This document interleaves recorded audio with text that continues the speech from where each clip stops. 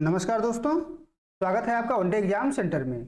दोस्तों, आज के वीडियो में हम लोग दीनदयाल उपाध्याय गोरखपुर विश्वविद्यालय गोरखपुर के बीए 6 सेमेस्टर हिंदी का जो पहला पेपर है भाषा विज्ञान हिंदी भाषा तथा देवनागरी लिपि प्रथम और जिसका पेपर कोड है HND 305 उससे संबंधित 50 महत्वपूर्ण बहुविकल्पी प्रश्नों को सॉल्व करेंगे।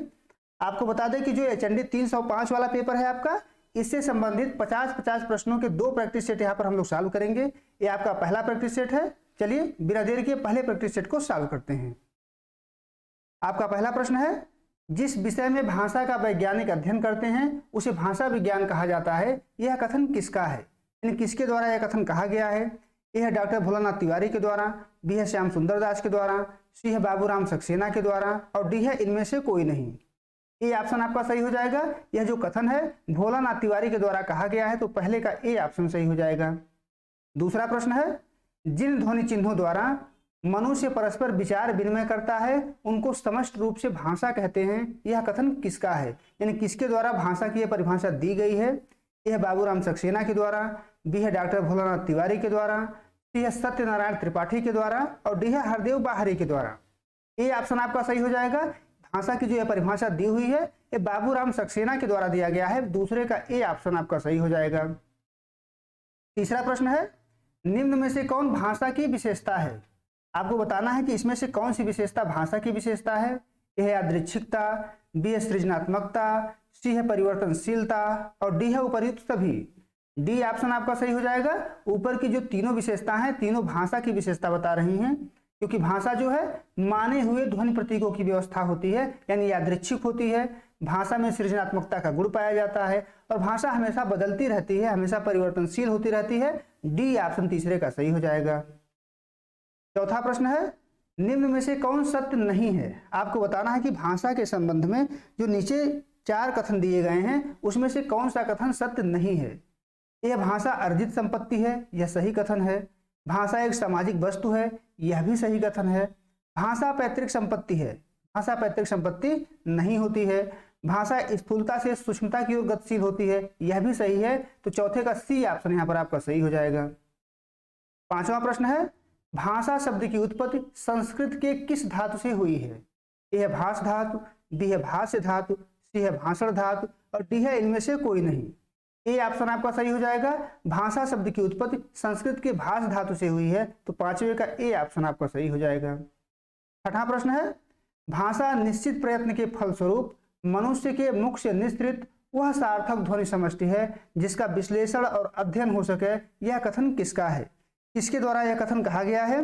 यह है देवेंद्र नाथ शर्मा के द्वारा, बी है भोलानाथ तिवारी के द्वारा, सी है डॉक्टर धीरेन्द्र वर्मा के द्वारा और डी है राम किशोर शर्मा के द्वारा। बी ऑप्शन आपका सही हो जाएगा। यह जो कथन है डॉक्टर भोलानाथ तिवारी के द्वारा कहा गया है, तो छठे का बी ऑप्शन सही हो जाएगा। सातवां प्रश्न है, निम्न में से कौन भाषा की विशेषता नहीं है? आपको बताना है कि इसमें से कौन सी विशेषता भाषा की विशेषता नहीं है। यह है अनुकरण ग्राह्यता, बी है एकरूपता, सी है विव्यक्तता और डी है द्वैतता। सातवें का बी ऑप्शन सही हो जाएगा। भाषा में एक रूपता नहीं पाई जाती है, बाकी तीनों विशेषताएं भाषा की विशेषता हैं। सातवें का बी ऑप्शन सही हो जाएगा। आठवां प्रश्न है, मनुष्य और मनुष्य के बीच वस्तुओं के विषय में अपनी इच्छा और मत का आदान प्रदान करने के लिए व्यक्त ध्वनि संकेतों का जो व्यवहार होता है उसे भाषा कहते हैं, यह कथन किसका है? किसके द्वारा यह कथन कहा गया है? राजमणि शर्मा के द्वारा, कपिल देव द्विवेदी के द्वारा, श्याम सुंदर दास के द्वारा या इनमें से कोई नहीं। आठवें का आपका सी ऑप्शन सही हो जाएगा। यह जो कथन है श्याम सुंदर दास के द्वारा कहा गया है। नौवां प्रश्न है, निम्न में से कौन भाषा विज्ञान का प्रकार है? आपको बताना है कि इसमें से कौन सा प्रकार भाषा विज्ञान का प्रकार है। यह है सामान्य भाषा विज्ञान, बी है वर्णनात्मक भाषा विज्ञान, सी है सैद्धांतिक भाषा विज्ञान और डी है उपर्युक्त सभी।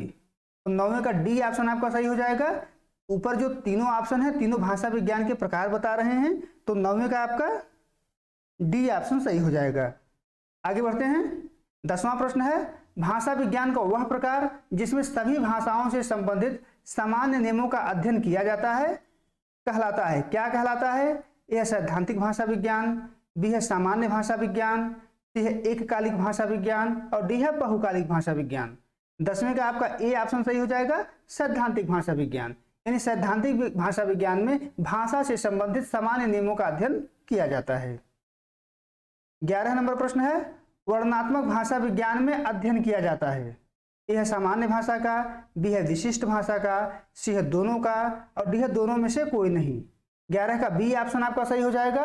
वर्णनात्मक भाषा विज्ञान में हमेशा विशिष्ट भाषा का अध्ययन किया जाता है। जैसे अगर हमें हिंदी भाषा का अध्ययन करना हो तो हम इस पद्धति का सहारा लेंगे, या अंग्रेजी भाषा का अध्ययन करना हो तभी हम विशिष्ट भाषा पद्धति का सहारा लेंगे। 12 नंबर प्रश्न है, निम्न में से किस में समाज और भाषा का अध्ययन विश्लेषण करते हैं। ए है तुलनात्मक भाषा विज्ञान, बी है समाज भाषा विज्ञान, सी है वर्णनात्मक भाषा विज्ञान और डी है इनमें से कोई नहीं। बी ऑप्शन आपका 12 का सही हो जाएगा। समाज भाषा विज्ञान में समाज और भाषा का अध्ययन और विश्लेषण करते हैं, दोनों के अंतर संबंधों का अध्ययन करते हैं, तो 12 का बी ऑप्शन आपका यहाँ पर सही हो जाएगा। 13 नंबर प्रश्न है, निम्न में से कौन भाषा विज्ञान की शाखा है। आपको बताना है कि इसमें से कौन भाषा विज्ञान की शाखा है। यह है ध्वनि विज्ञान, बी है वाक्य विज्ञान, सी है प्रोक्ति विज्ञान और डी है उपर्युक्त सभी। डी ऑप्शन आपका सही हो जाएगा। ऊपर जो तीनों ऑप्शन दिए गए हैं तीनों भाषा विज्ञान की शाखा हैं, ध्वनि विज्ञान, वाक्य विज्ञान और प्रोक्ति विज्ञान। 14 नंबर प्रश्न है, भाषा में प्रयुक्त रूपों या पदों का अध्ययन कहलाता है। ए है मार्फोलॉजी, बी है वर्डोलॉजी, सी है सिंटेक्स और डी है इनमें से कोई नहीं। ए ऑप्शन 14 का सही हो जाएगा। भाषा में जो रूप या पद होते हैं उसका अध्ययन करना मार्फोलॉजी कहलाता है, तो 14 का ए ऑप्शन सही हो जाएगा। 15 नंबर प्रश्न है, निम्न में से कौन आधुनिक भाषा विज्ञान का जनक है। आपको बताना है कि इसमें से कौन सा व्यक्ति आधुनिक भाषा विज्ञान का जनक है। ए फर्डिनांड द सस्यूर, बी है पाणिनि, सी है पतंजल और डी है थ्रैक्स। ए ऑप्शन आपका सही हो जाएगा। फर्डिनांड द सस्यूर, इनको आधुनिक भाषा विज्ञान का जनक माना जाता है, तो 15 का ए ऑप्शन आपका सही हो जाएगा। 16 नंबर प्रश्न है, सर्वप्रथम हिंदी भाषा के अर्थ में हिंदी शब्द का प्रयोग किसने किया। ए है सरफुद्दीन यजदी ने, बी है यौफी ने, सी है अमीर खुसरो ने और डी है पतंजलि ने। 16 का ए ऑप्शन आपका सही हो जाएगा। सरफुद्दीन यजदी के द्वारा सबसे पहले हिंदी भाषा के अर्थ में हिंदी शब्द का प्रयोग किया गया था। इनके द्वारा एक ग्रंथ की रचना की गई थी जिसका नाम है जफरनामा। जफरनामा में ही इन्होंने 1424 ईस्वी में सबसे पहले हिंदी भाषा के लिए हिंदी शब्द का प्रयोग किया था, तो 16 का ए ऑप्शन आपका सही हो जाएगा। 17 नंबर प्रश्न है, हिंदी शब्द की उत्पत्ति मूलतः किस शब्द से हुई है। ए है सिंध शब्द से, बी है सिंधु शब्द से, सी है हिंद शब्द से और डी है इनमें से कोई नहीं। 17 का बी ऑप्शन आपका सही हो जाएगा। हिंदी शब्द की उत्पत्ति मूलतः सिंधु शब्द से हुई है, तो 17 का बी ऑप्शन सही हो जाएगा। 18 नंबर प्रश्न है, अपभ्रंश शब्द का सर्वप्रथम प्रामाणिक प्रयोग कहाँ मिलता है। यह महाभाष्य में, बी है नाट्य शास्त्र में, सी है अष्टाध्यायी में और डी है इनमें से कोई नहीं। 18 का ए ऑप्शन आपका सही हो जाएगा। अपभ्रंश शब्द का सबसे पहले प्रामाणिक प्रयोग पतंजलि के महाभाष्य में पाया जाता है, तो 18 का ए ऑप्शन आपका सही हो जाएगा। 19 नंबर प्रश्न है, डिंगल तथा पिंगल भाषा मिलती हैं, किस काल में मिलती हैं। यह आदिकाल में, बी है मध्यकाल में, सी है आधुनिक काल में और डी है इनमें से कोई नहीं। ए ऑप्शन आपका सही हो जाएगा। डिंगल और पिंगल भाषा जो है आदिकाल में पाई जाती थी, तो 19 का ए ऑप्शन सही हो जाएगा। 20वां प्रश्न है, अवहट्ठ का सर्वप्रथम प्रयोग मिलता है। अवहट्ठ जो भाषा है सबसे पहले उसका प्रयोग कहाँ मिलता है। यह वर्ण रत्नाकर में मिलता है, बी है नाट्य शास्त्र में मिलता है, सी है अष्टाध्यायी में मिलता है और डी है इनमें से कोई नहीं। यहाँ पर आपका 20वें का जो सही उत्तर हो जाएगा ऑप्शन ए हो जाएगा। अवहट्ठ का सबसे पहले प्रयोग वर्ण रत्नाकर में मिलता है, जिसकी रचना ज्योतिरीश्वर ठाकुर के द्वारा की गई थी। 21 नंबर प्रश्न है, इसे अपभ्रंश और आधुनिक भारतीय आर्य भाषाओं के बीच की कड़ी माना जाता है। यह पुरानी हिंदी को, बी है अवहट्ठ को, सी है पाली को और डी है प्राकृत को। तो बी ऑप्शन आपका सही हो जाएगा। अवहट्ठ भाषा को अपभ्रंश और आधुनिक भारतीय आर्य भाषाओं के बीच की कड़ी माना जाता है, तो 21 का बी ऑप्शन आपका सही हो जाएगा। 22 नंबर प्रश्न है, किसने पुरानी हिंदी शब्द का प्रयोग किया है। पुरानी हिंदी शब्द का प्रयोग किसके द्वारा किया गया है। ए है भोलानाथ तिवारी के द्वारा, बी है चंद्रधर शर्मा गुलेरी के द्वारा, सी है बाबूराम सक्सेना के द्वारा और डी है धीरेन्द्र वर्मा के द्वारा। बी ऑप्शन आपका सही हो जाएगा।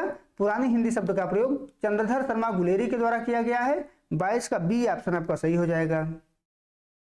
23 नंबर प्रश्न है, संस्कृत भाषा से उसी रूप में लिए गए शब्द कहलाते हैं?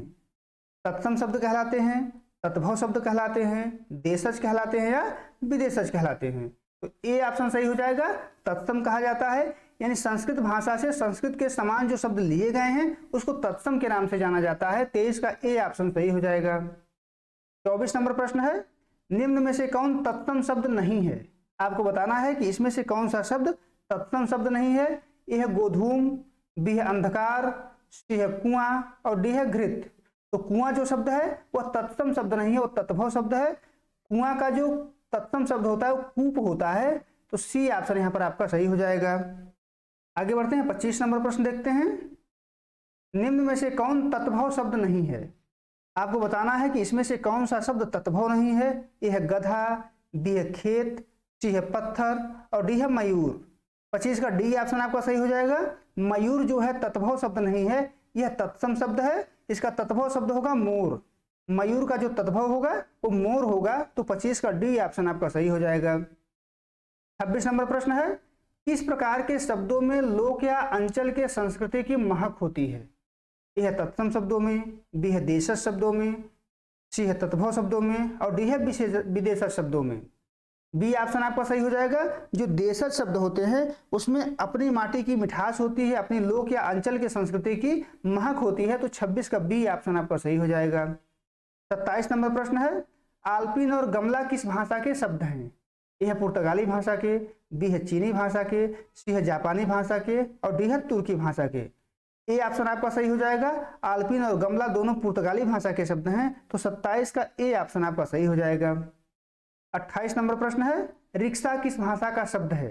ए है पश्तो भाषा, बी है तुर्की भाषा, सी है जापानी भाषा और डी है चीनी भाषा। सी ऑप्शन आपका सही हो जाएगा। रिक्शा जो शब्द है यह जापानी भाषा का शब्द है। तो 28 का सी ऑप्शन सही हो जाएगा। 29 नंबर प्रश्न है, निम्न में से कौन फ्रेंच भाषा का शब्द नहीं है? फ्रेंच भाषा का शब्द कौन सा नहीं है इसमें से आपको बताना है। ए है कारतूस, बी है कूपन, सी है रिपोर्टाज और डी है उर्दू। डी ऑप्शन आपका सही हो जाएगा। उर्दू जो शब्द है तुर्की भाषा का शब्द है, बाकी जो तीनों शब्द हैं ये फ्रेंच भाषा के शब्द हैं। तो 29 का डी ऑप्शन आपका सही हो जाएगा। 30वां प्रश्न है, चाकू और कालीन किस भाषा के शब्द हैं? ए है पुर्तगाली भाषा, बी है फ्रांसीसी भाषा, सी है तुर्की भाषा और डी है जापानी भाषा। सी ऑप्शन आपका सही हो जाएगा। चाकू और कालीन जो हैं तुर्की भाषा के शब्द हैं। तो 30वें का सी ऑप्शन आपका सही हो जाएगा। 31 नंबर प्रश्न है, भाषा के अर्थ में हिंदुस्तानी शब्द का प्रयोग मिलता है, कहाँ पर मिलता है? ए है जहांगीरनामा में, बी है तुजुकी बाबरी में, सी है दोनों में और डी है दोनों में से कोई नहीं। बी ऑप्शन आपका 31 का सही हो जाएगा। भाषा के अर्थ में हिंदुस्तानी शब्द का प्रयोग तुजुकी बाबरी में मिलता है। 31 का बी ऑप्शन सही हो जाएगा। 32 नंबर प्रश्न है, दक्षिणी हिंदी प्रचलित थी, कहाँ प्रचलित थी? ए है पूर्वी भारत में, बी है पश्चिम भारत में, सी है उत्तरी भारत में और डी है दक्षिणी भारत में। डी ऑप्शन आपका सही हो जाएगा। जो दक्षिणी हिंदी थी वो दक्षिण भारत में प्रचलित थी। तो 32 का डी ऑप्शन आपका सही हो जाएगा। 33 नंबर प्रश्न है, उर्दू मूलतः किस भाषा का शब्द है? आपको बताना है कि उर्दू किस भाषा का शब्द है। ए अरबी का, बी है फारसी का, सी है तुर्की का और डी है चीनी का। सी ऑप्शन सही हो जाएगा आपका। उर्दू जो है वो मूलतः तुर्की भाषा का शब्द है। तो 33 का सी ऑप्शन आपका सही हो जाएगा। 34 नंबर प्रश्न है, निम्न में से अपभ्रंश का कौन सा रूप हिंदी के विकास में सहायक रहा है? अपभ्रंश का कौन सा रूप हिंदी के विकास में सहायक रहा है? ए है सौरसेनी अपभ्रंश, बी है मागधी अपभ्रंश, सी है अर्धमागधी अपभ्रंश और डी है उपर्युक्त सभी। तो 34 का डी ऑप्शन आपका सही हो जाएगा। अपभ्रंश के इन ही तीन रूपों से हिंदी का विकास हुआ है। तो 34 का डी ऑप्शन सही हो जाएगा। 35 नंबर प्रश्न है, हिंदी को कितने उपभाषा में विभाजित किया जाता है? हिंदी को कुल कितने उपभाषा में विभाजित किया जाता है? ए है 3, बी है 4, सी है 5 और डी है 6। 35 का सी ऑप्शन आपका सही हो जाएगा।